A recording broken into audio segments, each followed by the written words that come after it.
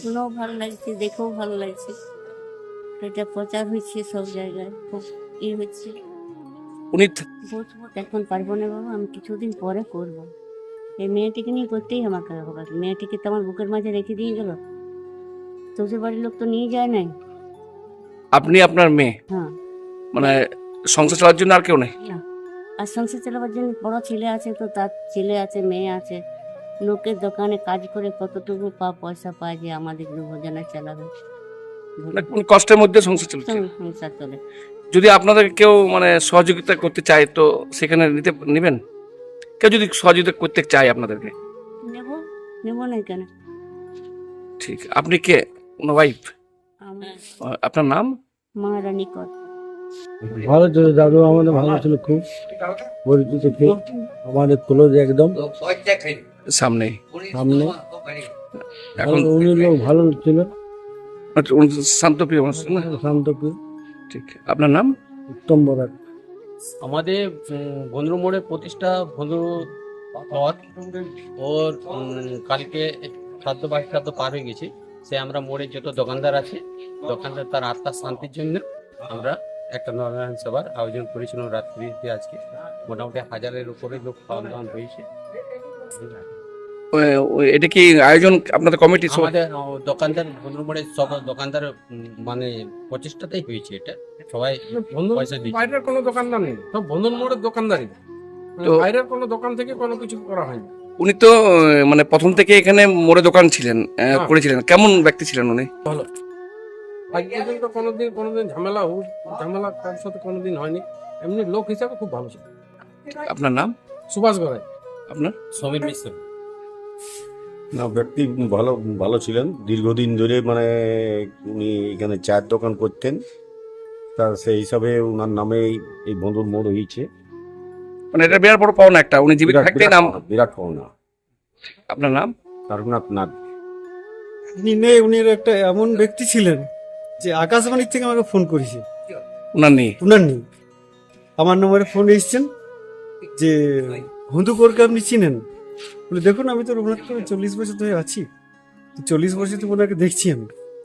ওনার জমি জায়গা ঠিকই, মানে বন্ধুর মোড়ে জায়গা কিছু ঠিকই না, কিন্তু দোকানটা এত প্রচল, এত নাম হয়েছে, জমি জায়গা থেকে এইসব নাম হয় না সাধারণত। উনি এমন একটি ব্যক্তি ছিল যে জমি জায়গা আছে, কোটি কোটি টাকা আছে, তাহলে নাম কিন্তু অন্য জিনিস, না, উনি নাম পাওয়া সহজ নয়। উনি থাকতেই নাম হয়েছিল। আকাশবাণী থেকে ফোন করছেন আমার যে উনি কেমন লোক ছিলেন। আমি বলি খুবই ভালো লোক ছিলেন, আপনারা আসুন সাক্ষাৎ নেবেন। উনি এখন বেঁচে মতন 1 সপ্তাহখানেক আগে বেঁচেছিলেন, উনি সপ্তাহখানেক আগে ফোনটা এসেছিল। তো আমি বলি আপনারা আসুন, আমি সাক্ষাৎ করিয়ে দেবো। উনি এমন একটি ব্যক্তি, চায়ের দোকানটা আছে, বলি চায়ের দোকানটা আছে, চায়ের দোকান বহুদিন ধরে আছে, এখনো পর্যন্ত নিজেই বসেন, উনি নিজেই চালান চায়ের দোকান। তো এরকম নাম সহজে হয় না, কারণ টাকা পয়সা থাকলেও নাম পাওয়া যায় না। আপনার নাম? আমার অসিত কুমার ব্যানার্জি।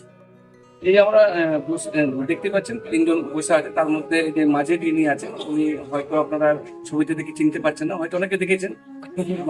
পুরুলিয়া জেলার রঘুনাথপুর থানার অন্তর্গত বধুর মোড়, সবাই চিনেন এক কথা, কারণ বধুর মোড়টা একটা ফেমাস জায়গা এবং এই পথ দিয়ে বাঁকুড়া, পুরুলিয়া বিভিন্ন জায়গায় যাওয়া যায়। এই মধুর মোড় নামকরণ যার নামে হয়েছিল, তিনি কিন্তু জীবিত থাকায় কিন্তু ওনার নামকরণ হয়েছিল। এটা কিন্তু বিরাট বড় পাওনা। আমার মনে হয় আমি কোথাও ওয়েস্ট বেঙ্গলে কোথাও শুনিনি যে জীবিত থাকা অবস্থায় কারণ নাম এই ধরনের হয়। কিন্তু এই বন্ধু কাকু যিনি ছিলেন, ওনার নাম কিন্তু থাকতেই নাম উনি শুনে গেছেন। উনি এই কিছুদিন আগে 30 তারিখ না, 30 তারিখে উনি কিন্তু আমাদের সবাইকে ছেড়ে চলে গেছেন।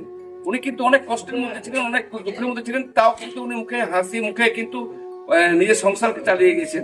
তার সঙ্গে ওনার ওয়াইফ ছিলেন, ওয়াইফ প্রথম থেকে চপ বানাতে হোক যে কোনো বিষয়ে তৈরি করতে উনি সহযোগিতা উনি কিন্তু করে গেছেন। এখনো কিন্তু ওনার ওয়াইফ কিন্তু হার মানেনি। আজকে বিশেষ একটা অনুষ্ঠান আয়োজন করা হয়েছিল রঘুনাথপুর বন্ধুর মোড় কমিটি, যে দোকানদার কমিটি, সেই দোকানদার কমিটি সবাই মিলে প্রায় 1000-এর উপর যারা এখানকার রয়েছেন, তারাকে নরনারায়ণ সেবা আয়োজন করা হয়েছিল। সবাই এসেছেন, খেয়েছেন, তার সঙ্গে শেষ মুহূর্তে উনিও এসেছেন।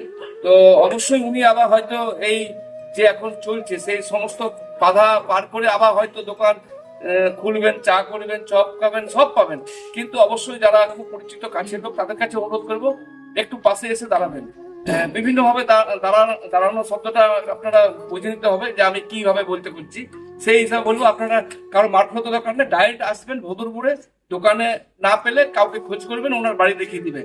এই বুড়ি মায়ের কাছে একবার দেখা করে যাবেন, যেটুকু পারবেন আপনারা একটু সহযোগিতায় হাত বাড়িয়ে দিবেন। হয়তো আমাদের এই সহযোগিতায় ওনার সঙ্গে যে ওনার যে নিজস্ব চলার যে একটা রয়েছে, তার সঙ্গে ওনার যে পাশে মেয়ে আছে, ওই মেয়েকেও কিন্তু উনি দেখেন।